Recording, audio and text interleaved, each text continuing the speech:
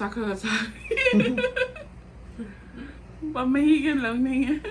Saks are in Tonia did. Ai di sak sararoi khalriya de ha le palaite loib nai de yung sak maru Manipur toning Manasira.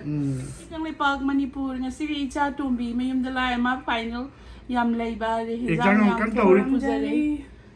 Kramjari kang lipa hayo hana. Kramjari kang may pak. Yeah. Ay mamada po papaga tape. Karaage. Tape. Hiện tại cha không cười rồi bạn.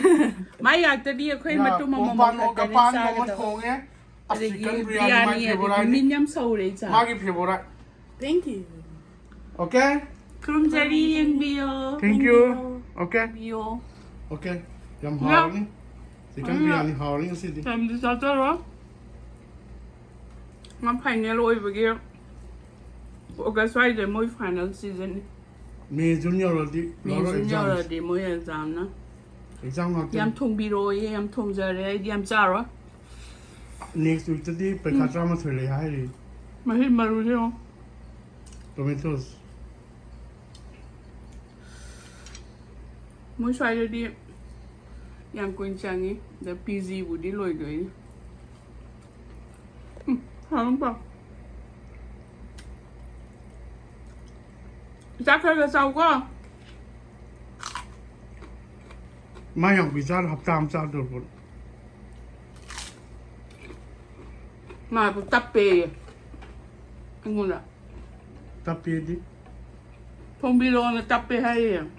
อย่าซาโดดกุยเราบอกกุยเห็นจังทันได้เลยวันนี้ไปขายสินมันนี่ทวงมาจันมาจัน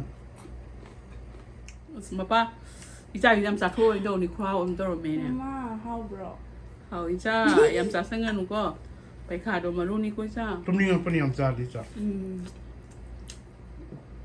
chicken biryani pompano+pan ka lagi karaage kamin din ba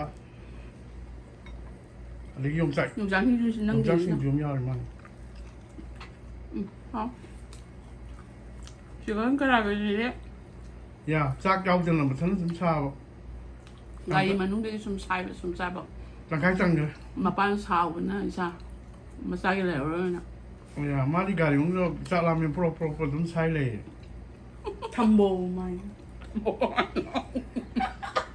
si pik tan man tang kai tang ge hen de tang kai hen ge Anh này Icha câu là anh know what he live with us si more yung sai sak rồi sin à? ju right Thằng bố mày nó sai cái đấy sao? no problem is okay Hả? Khai cái cháu cái sao? Mga sige machu pajay. yellow ni Green palm à? Springtime. ke na wa ma Sige su ni phải ra. ke na wa ma su la Làm ma lên đi đâu mà. Yeah, pajay. this is ke na wa ma su right kind of Like neon. I love green. fluorescence green Yeah, like neon green. It has yellow. I think Manipur rất cái nó mà chụp cái đó em ta Mama đi green palm ấy. Tên nó mà sụp. Hả?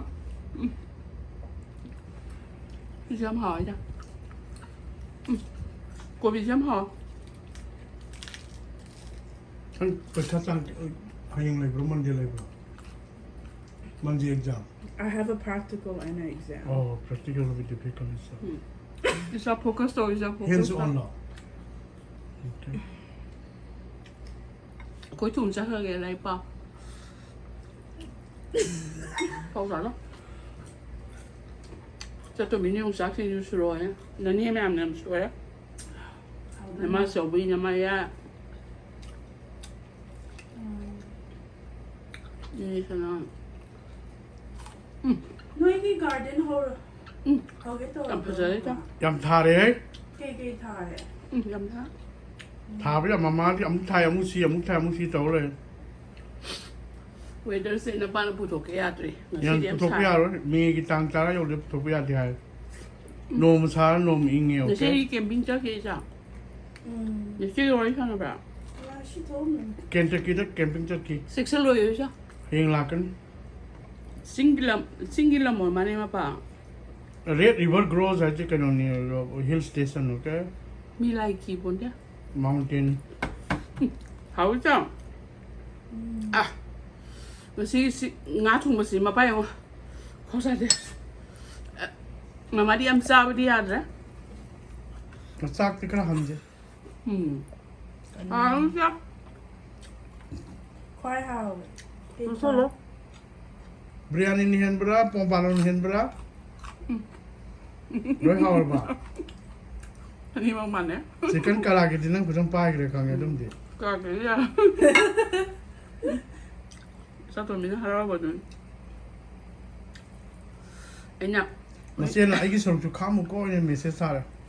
Manipuri sak saw ya de phu na konga adugi nuai rakte. Angang phu da na yok piu. Pura kan da yam nuai rakte. Anh habi ga zo gi yam phu gi yam nuai rakte. Tang utang ge sara. Sai da ngang phu ga da. E bo ge do sa. Nó đâu số anh yêu hậu rồi lẽ. Anh làm maru cái năm sen bả. Anh đặc tiệt. Aku ini damdar ke wai. Florida Maru cái phố kumba. cái Manipur phố đấy. California, Mexico rumda. Yang Manipur itu yang haunaran. Haore hết sa. Hui ma. Mà xí cái mồi sẽ sào ấy ra nè. Sa dobra. Sarang nó sẽ sarang mi mà pi. Yang sarana pe pati sabun. Sarang mi mà ba. Sabun e puk sab kani. Sao kì. Kang choiจะทักไปam hau mo lo ni to. Anh sao kì kìa. Show nó pi lối phải. Sarana pe pati kang choi am hau.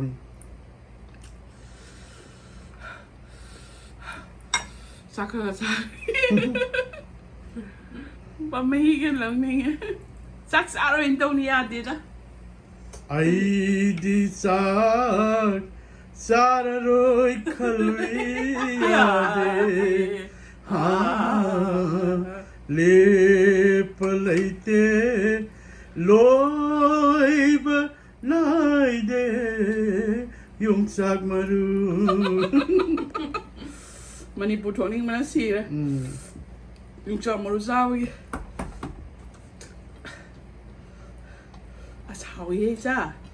Sao quay cha. Thì sao cái ngoan này ok.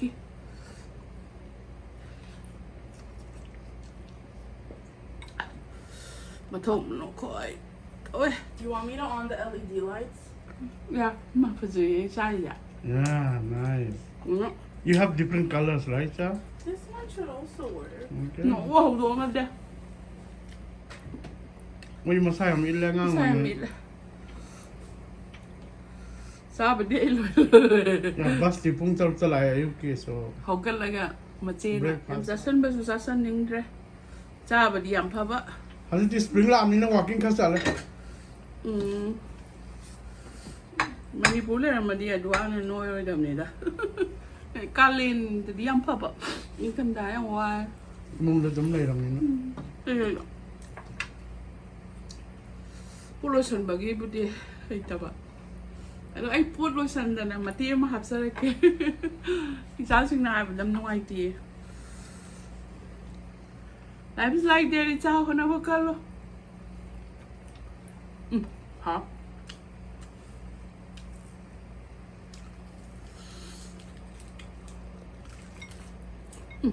Ha. Mama Elvira, the Karaage and Icha. Yeah. Give her a little bit. Mari yang ma ko na lam mam nei ngon dai. Cha si tangalo na. No pai bia don ma ni nga. Pause it. Hujek pidiro maya. Ya chana ni sana yega. Sana. Ma yang pa ma ta amu bam la ra ko chan atomi ju hom do amu bam lo e. Amin kare bi cha. My foster mom, the Ali. Ima chilo But puisingo. I the Elvira going. Say bira kanina. She likes you, right? As nung tigi to me, eh? Yeah. Ayuk ngantana chat pa school da as smart halo po yung why. Nice, good for you. Masarap to pa to ma. Hold on, but he is more more like Icha jagat se adu ni. more maintenance, right? Yeah. How don't need the matalay? We di mapan phok ta di makong amu ya. Siyam na. Mari makuna lam mam nei chicken ji da.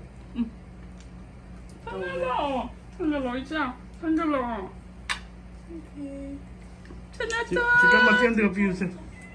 Lao, Senator. Chicken matian de piu se. Mapan. Delay lao. Yeah. Mama Oibane, she had 8 kittens. When she was young, right? Yeah, on the street. She was a feral cat. Yeah. That's why like she always like worry about the food. Like now or never. Yam tuna chai. Yeah, she always grab the food first. 我把你玩完了不让你们。 有玩了，可以吧？你试一下。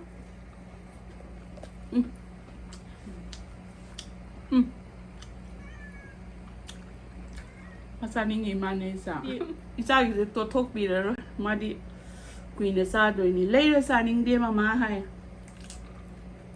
พวกทันพ้นเจ้าโอเดอร์ตัวซา Ozo do so. entry อันนี้ก็มาจ้าเลยพวกทันพ้นเจ้อามันนะพวกทันพ้นเจ้ Yeah, to be honest, every time I order, I buy 2 entrees. อามันนะพวกทันเจ้ I'll eat like 1 and like 1/4. I want 2 different varieties. Nasir sila kisa pe khado kana to hono. อามันนะพวกทันพ้นเจ้า This will last a week, even if we ate a lot. American portion size very small. Yeah, young kan. Okay. Hả? Sao cái chắc chắn thua quá. Rice cooker like mighty easy. Pan cái pompano này mà pan bây giờ. Yeah.